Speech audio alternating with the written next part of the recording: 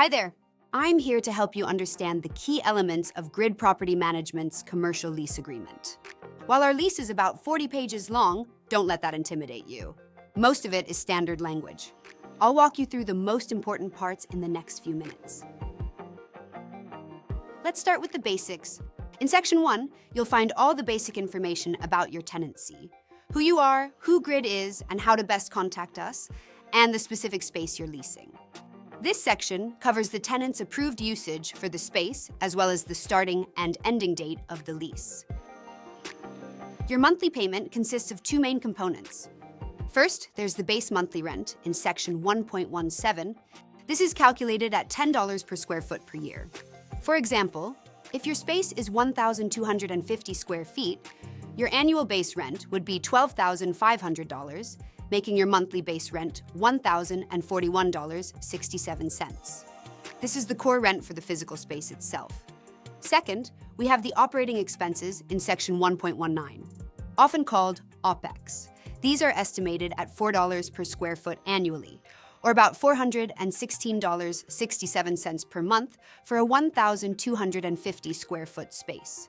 This covers your proportionate share of taxes, insurance, common area maintenance, and other building expenses. The initial amount is an estimate, with actual expenses reconciled annually, as explained in Sections 36 to 39. These two amounts combine to form your total monthly rent in Section 1.20.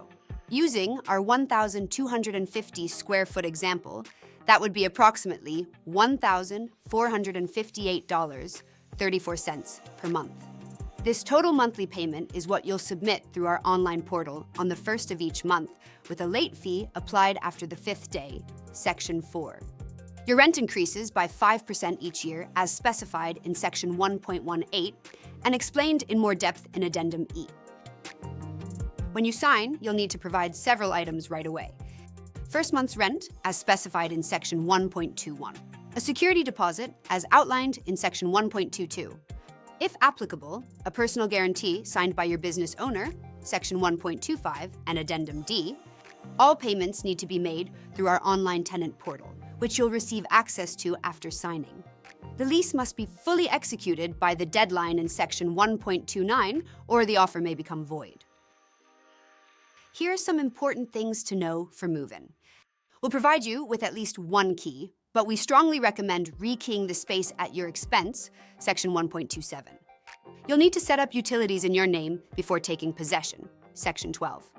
You must also provide proof of commercial general liability insurance coverage before occupancy, Section 18. During lease-up, we provide sample certificates of insurance, which can be sent directly to your insurance agent. If you need recommendations for local insurance agents, we are happy to recommend a handful. We want to ensure setting up commercial insurance is as straightforward as possible. Lastly, the space will be delivered professionally cleaned with working plumbing, lighting, and HVAC, Addendum C. Outside of this, the space is leased as is, unless specifically noted otherwise. Additional information can be found in Section 42. Now let's talk about your regular responsibilities during your lease term. As for maintenance, you're responsible for interior maintenance, Section 15.2. We handle the structure, roof, exterior walls, and common areas, Section 15.1. For your day-to-day operations, here are a few quick items. You're limited to the permitted use described in Section 1.15.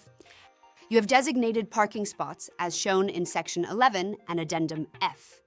Any alterations like painting, suite modifications, etc., require our written approval, Section 16.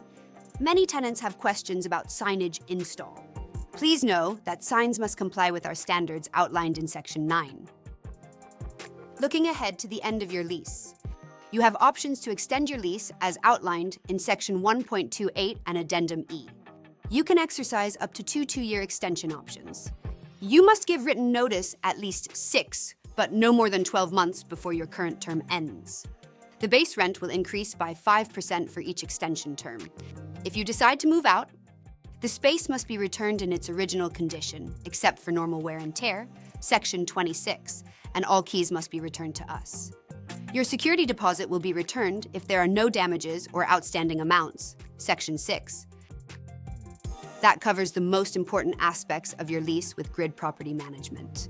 While this overview highlights the key points, I encourage you to review the entire lease document and ask questions about anything that isn't clear. We value you as a tenant and want to make sure you fully understand your rights and responsibilities. Our team is always available to clarify any concerns before you sign. We look forward to a successful partnership with your business.